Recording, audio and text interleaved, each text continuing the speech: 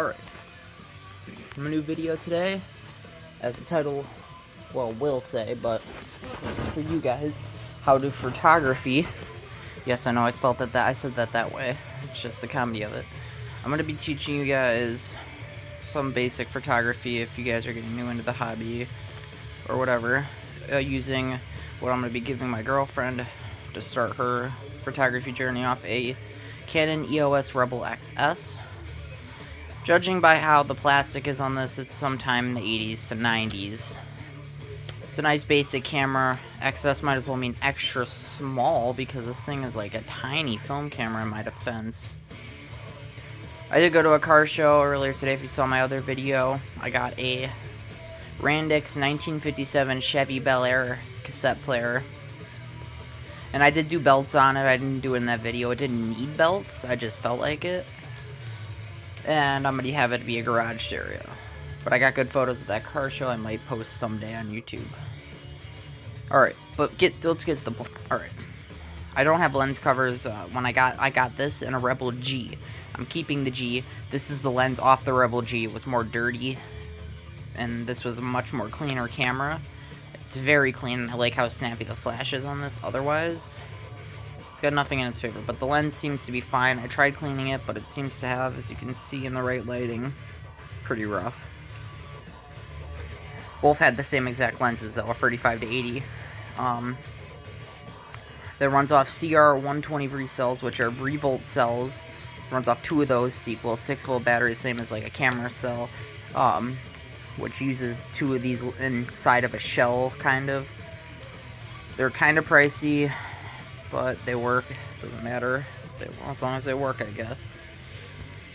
It's a 35mm film camera.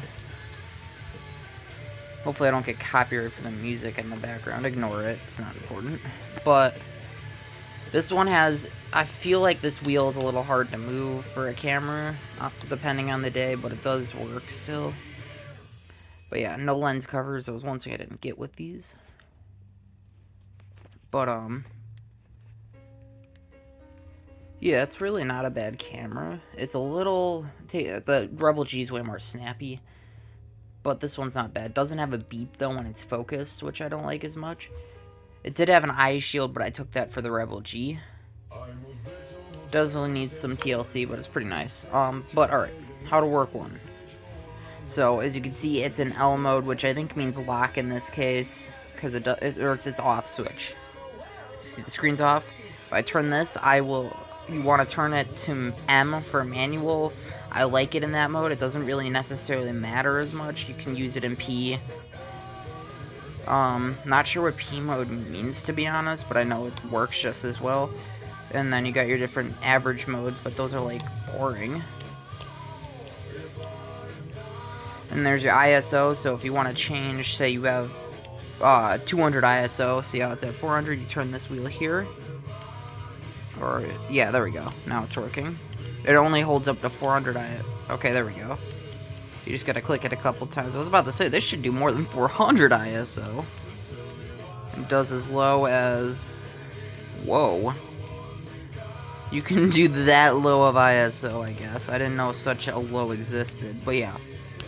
400 ISO is what it said at. You have your film rewind mode, but nobody really needs that. I'm not sure what that is. I think that's like a flash mode or a IR sensor mode. I did test the timer on it, and it appeared to work just fine. If I click, see how the timer is lit up when you click that button with the timer emblem. Hear it beeping. There's a countdown going.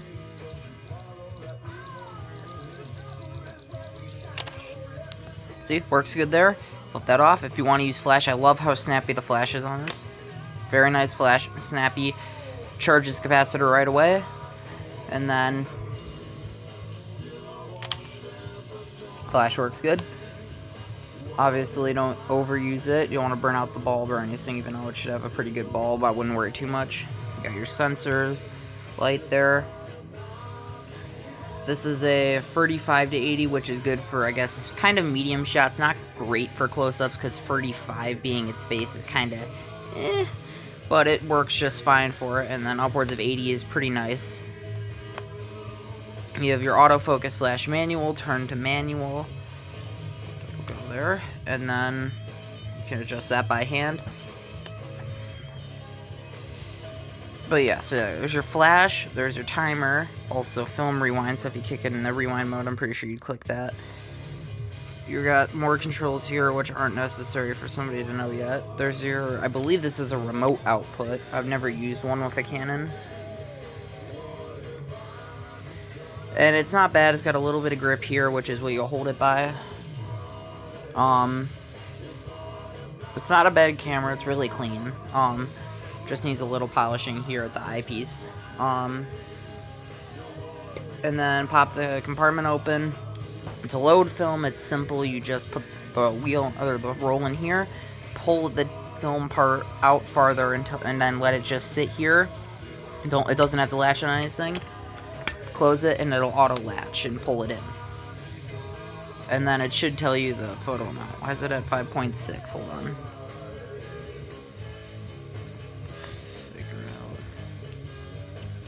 Setting was it?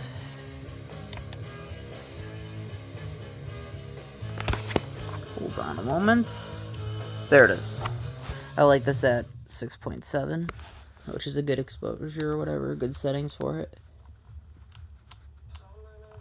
It's at 125 right now. Thought I'd change that at one point. But yeah, it's a good camera. I haven't tested the hot shoe. I'm sure it works fine. Battery's loading here, you just push the door like so, it flips and open, and then you got your plus and minus. Plus side is that, minus side is flat, it's just like a AA set almost, just obviously stubbier. Doesn't have much info on the camera year-wise or anything, there's none of that, it's just got your patents. And then Canon ink. Made in Taiwan. Taiwan's not bad for making stuff, I like them. They make them and Thailand. They make some pretty good camera stuff. Obviously, Japan's like best for it. But yeah, usually I use a nail to grip onto the wheel because it's a little kind of just annoying.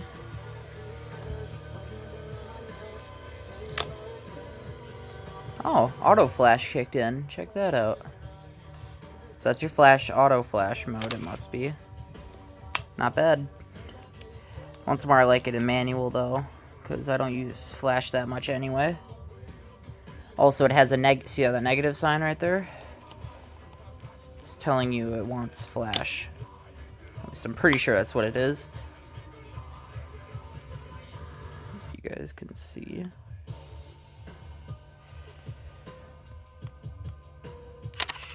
It is adjusted and looks way better if I have to look through it. It's just my phone doesn't want to focus through that.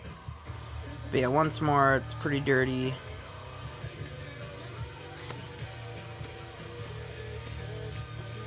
I'll see if it'll...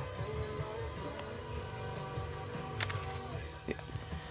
But yeah, it's an SLR. I don't have any other covers for it, but if you push this button in here, turn it until it doesn't turn anymore, pull it out. You got your contact pins. There's your mirror, you can clean that up. Then if you want to put it back, red dot lines up with that red dot. Twist until it clicks. So yeah, it's not a bad camera. Your control wheel doesn't have two, which kind of sucks. And it's only got the one button, it doesn't have an extra down here. But it's a good camera. I have no complaints really about it. Took a few photos. It was my friend's, like, stepdad's, I think. So, and it was, once more, it was really clean. It was in a case and everything, you know, kept well protected. So, I'm sure it works fine. I came with a roll in it, and I took a few photos, but it was mostly used, I guess. So, yeah. But yeah, good camera. That's pretty much the basics on how to work it. Obviously, you got your nice Canon camera strap. Always keep that around your neck if you're using your camera. You don't want to, God forbid, you drop it. And then, yeah, so to work one of these, I might polish it up a bit here because there's something there. But that's how to work one. See you guys in the next video. Peace.